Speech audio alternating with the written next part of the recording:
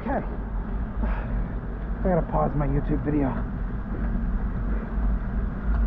Okay. Alright. Technology Connections made a really, really interesting video. It's funny because Technology Connections, if you don't know, he's some nerd down south, and I adore his content. I think his brain works a lot the same way mine does. He thinks about relays and contactors and all that kind of stuff all the time, which is kind of the same with mine. If I have a system or something I want to build, like last year I built a thermostat for my space heater. I know they make them, but I'm always like, you buy one of those and it's going to be super inaccurate and it's not going to do what I want. So I built a thermostat for my space heater. So in my head it makes it a little safer because it'll shut off more at exact temperatures. And if anything were to ever happen, it has a ground, which my normal space heater does not. So that was my thought. So I put the idea together and made it last year. And it came out pretty good. It's exactly what I wanted, but yeah. So this guy, he does videos about all this kind of stuff. You know, he has, if you like technology and you like to know how things work, definitely content you should check out. You know, he's got stuff on TV signals and like I said, contactors, air conditioning, heat pumps, the stuff I work on daily. But the big thing he was talking about this week, he likes electric cars. Now, as I've said before, I think electric cars are like anything. They're a tool. I don't think it's the same way I don't think a pair of pliers is needed on every job. I don't think an electric car is needed for every house. There are certain circumstances I think they'd work well. There are other circumstances for some people. I think things like, you know, public transport, bikes, that kind of stuff would be better. And in some instances, combustion engines. But that's beside the point. So he has upgraded from his Chevy Bolt, which is actually a really cool car. GM did a good job making those, which I'm not a big GM fan, so that's a compliment coming from me.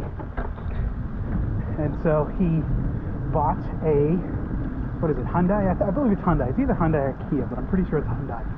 Iconic, the new e-vehicle they make. And his video is talking about the importance of the brake lights, because on this car there is the ability to use regenerative braking. If you don't know what regenerative braking is, I still don't 100% understand it, but from what he was saying,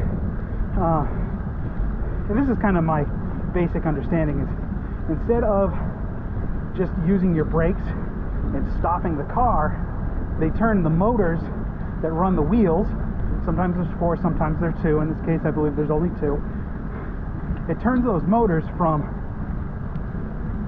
actually, my bad, I think on all-wheel drive models there's 2 motors, and on two-wheel drive versions there's only 1 motor.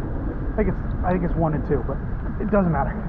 What they do on regenerative braking is they turn that motor from a motor into a generator, and so they use that generator to basically magnetically stop the car and pull the electricity out from the moving vehicle.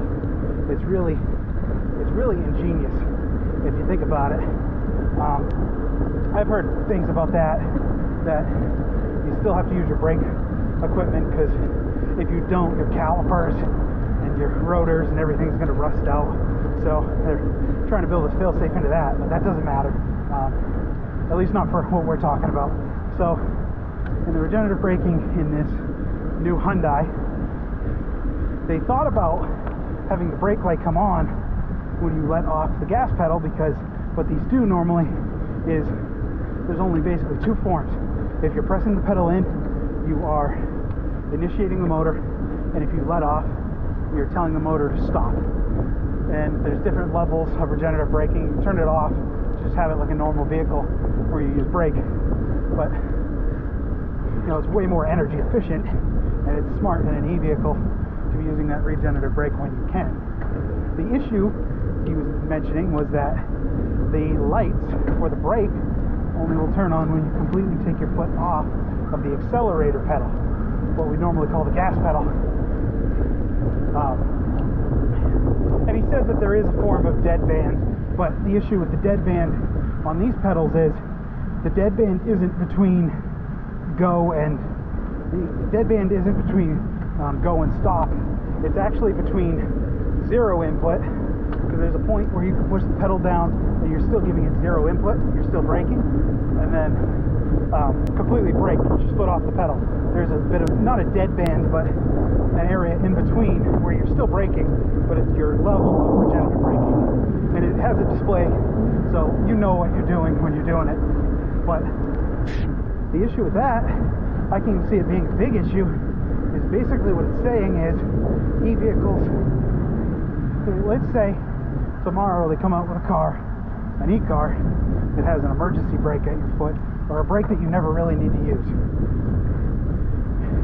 which basically this car is doing. And you have one pedal that is your accelerator, and that's all you have to use because the car can slow itself down. So now the guy behind you will not know you're braking until you're stopped, or until you let your foot off that pedal, which will bring the car to a stop very quickly, which is also unsafe. He was saying he thinks it's in terms of the way the vehicle's working, it's time for, he thinks there should be a recall, which I don't disagree, but I'm not a big fan of the government forcing people to do stuff. I think in that case, I'm curious if a software update could do the same thing. Just a free software update you could download at home would do the same thing. It's possible it's not. It's possible you got to change a relay out or something. I'm not very privy to how those brake circuits work in these new cars. I'm sure an automotive technician could say one way or the other.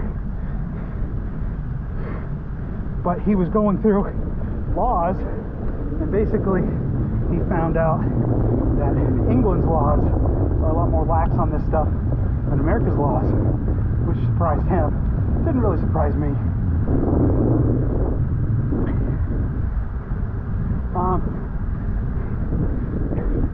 It doesn't affect me a whole lot because I don't follow close anyway when I drive. I'm very cautious around vehicles because a lot of people, especially people from out of state, Mass and Vermont, Virginia, other states, they come up here and they drive like they're on vacation, so they don't indicate at all anyway. So why should I worry too much about that? I had that happen. Where was that? Might have been on campus today, but I had a car that was turning. Oh, it might have been someone I was following this morning. He turned right in front of me. Yeah, I think that was a Subaru I was following this morning. But it's like, why? And it only takes you 2 seconds. So I don't have a lot of trust in car drivers anyway, so I'm not going to sit here and say I think it needs a recall. But it was just kind of interesting to see, because you can definitely see that they planned for it. They had an idea of what they wanted to have happen, but they didn't execute it very well. Which, you know, it's kind of funny, but at the same time it's not, because we're not talking cheap vehicles. You know, electric cars can really run you up some cash sometimes. Hey, this is Shua from Shua Cycles. Thank you for watching. If you liked the video, why not leave it a like? I make video essays, bike blogs, shorts, and project bike builds. So why not subscribe down below for more? And we will see you next time. Thank you.